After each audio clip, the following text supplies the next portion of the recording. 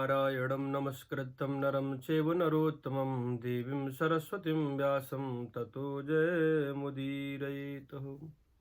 नमो नारायण। सबको जय श्री कृष्णा, राधे राधे।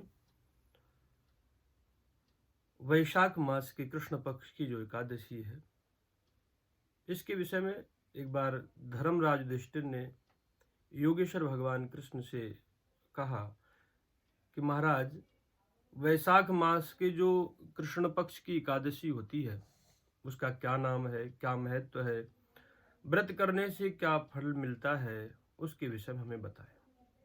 भगवान कृष्ण कहते हैं कि एकादशी जो व्रत है ये समस्त वैष्णवों को करना ही चाहिए। ये जीव मात्र के उद्धार के लिए व्रत होता है, अतः इसमें ये नियम है सभी को करना चाहिए। बहुत से लोग पूछते हैं कि हम ये व्रत कब से शुरू करें, या हम कर सकते हैं या नहीं कर सकते हैं, हम तो छोटे हैं अभी आयु में, या सौभाग्यवती स्त्रियां कर सकती हैं। जिनका भी जो प्रश्न है उस सबका समाधान ये है, 5 वर्ष की आयु के बाद स्त्री हो या पुरुष, इससे कोई लेना देना नहीं है। जीव मात्र के लिए जो व्यक्ति चाहता है कि मेरा इस योनि से उद्धार हो, भगवान की प्राप्ति हो, वैकुंठ की प्राप्ति हो, मोक्ष को प्राप्त करूं, उनको एकादशी व्रत रखना चाहिए।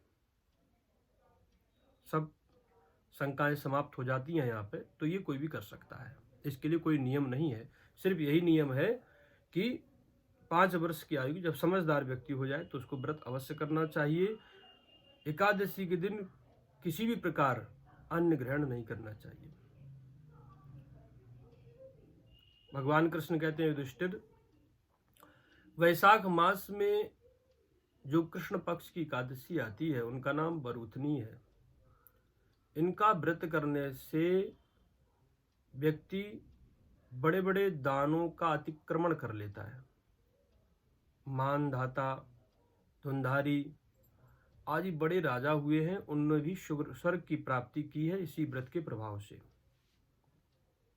नियम ये है, दशमी के दिन आपको कुछ चीजों का परित्याग करना है, जिसमें चना है, उड़द है, मसूर है, गोंद होती है, चावल है, इनको नहीं खाना है।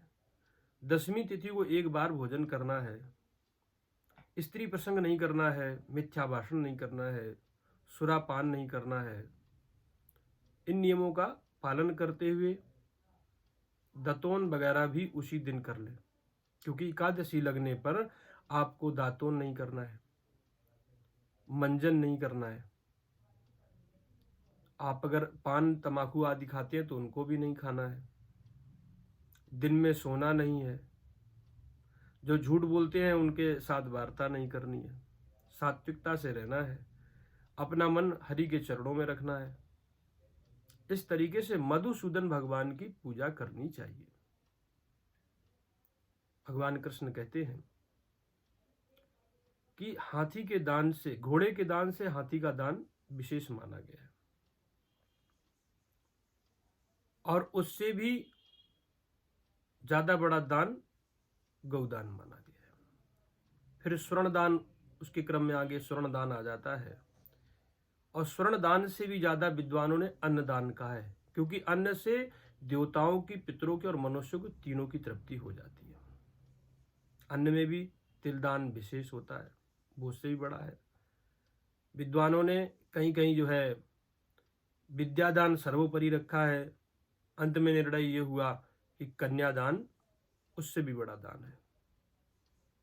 इन सब दानों से जो पुण्य प्राप्त होता है उससे कई गुना ज्यादा बरूथनी एकादशी व्रत करने से प्राप्त हो जाता है, ये भगवान कहते हैं। और बरूथनी एकादशी व्रत हमको स्वर्ग प्राप्त कराता है। पुण्य की अधिकता हो जाने से व्यक्ति को ऊर्ध्व लोकों की प्राप्ति होती है, ये सभी जानते हैं। यही बरूथनी एकादशी का महत्व है। लेकिन कन्यादान करने के बाद हमें कन्या के घर का अन्न ग्रहण नहीं करना चाहिए।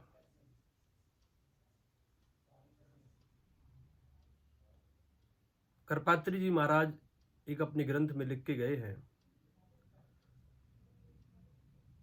न पठेत यवनी भाषा, यवनी माने मुसलमानी भाषा नहीं पढ़नी चाहिए। न गच्छेत जैन मंदिरे, किसी भी परिस्थिति में जैनियों के जो मठ मंदिर हैं उनमें नहीं जाना चाहिए। इसके पीछे क्या रहस्य, क्या लोग वो है, वो तो महाराज जी जानते होंगे, लेकिन हमें इसका पालन करना चाहिए। और अगर इसके विषय में जानना चाहें तो आप किसी महात्मा संत से, ब्राह्मण से चर्चा करके पूछ सकते हैं। न पठेत यवनी भाषा, न गच्छेत जैन मंदिरे, न खादति कन्यान्ने कंठे प्राणे गतिरपि। कन्या का अन्न नहीं खाना चाहिए, चाहे मरना पड़ जाए। यही वरूथनी एकादशी के माध्यम में भी दिया है। कन्या वित्तेन,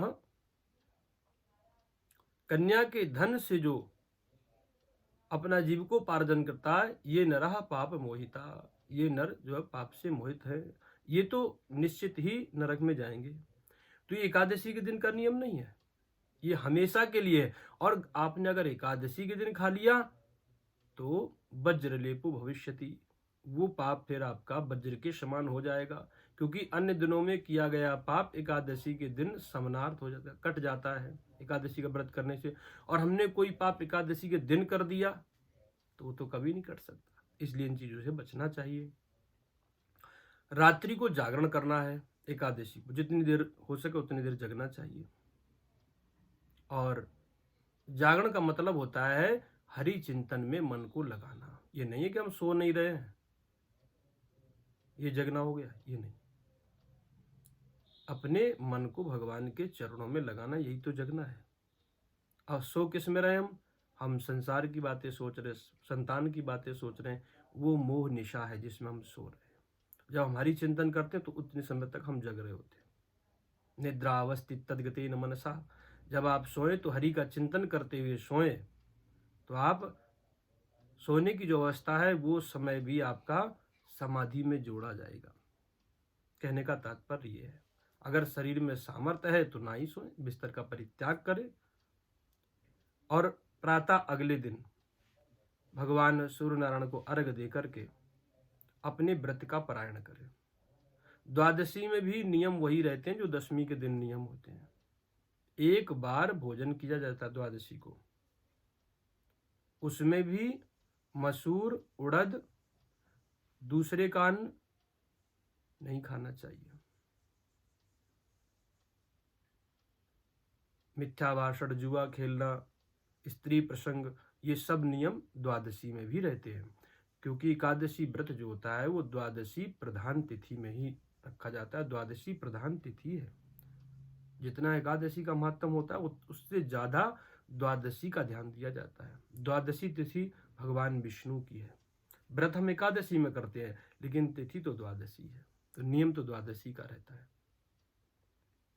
ये बरूथनी एकादशी बड़े बड़े पातकों को दूर करने वाली है। बताते हैं 10,000 वर्ष तप करने से जो पुण्य आप अर्जित करते हैं, या कुरुक्षेत्र में सूर्य ग्रहण के समय एक भार सोना दान करने से जो पुण्य आपको मिलता है, या आप राजसु यज्ञ करने से जो पुण्य प्राप्त करते हैं, या 10 सहस्त्र गौ दान करने से जो पुण्य प्राप्त होता है, वो एकादशी करने मात्र से प्राप्त हो जाता है। अगर भगवान के वचनों में हमारी श्रद्धा है तो आप एकादशी व्रत अवश्य करें, घर के सभी सदस्य करें। ये जीवन दोबारा नहीं मिलेगा। इसी शरीर में रहते हुए हम अपने जीवन का उद्धार सोच सकते हैं, क्रम कर सकते हैं। शास्त्रों में संतों ने बताए हुए नियमों का पालन करके हम भगवान तक पहुंच सकते हैं। और ये आया हुआ समय हाथ से चला गया, फिर रोने से चिल्लाने से कुछ होने वाला नहीं है। आप सोचो कि आपके जाने के बाद आपके पीछे आपकी संतान या पत्नी कोई आपके लिए करे कि हमारा उद्धार हो जाए, तो ये संभव नहीं है।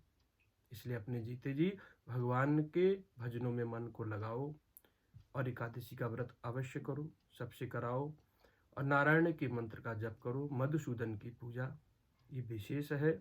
ये सब बातें भगवान गोविंद ने धर्मराज युधिष्ठिर को बताई। सभी को राधे राधे, जय श्री कृष्णा। बोल बरूथनी मैया की जय, एकादशी मैया की जय, राधा कृष्ण भगवान की जय। श्री राधे।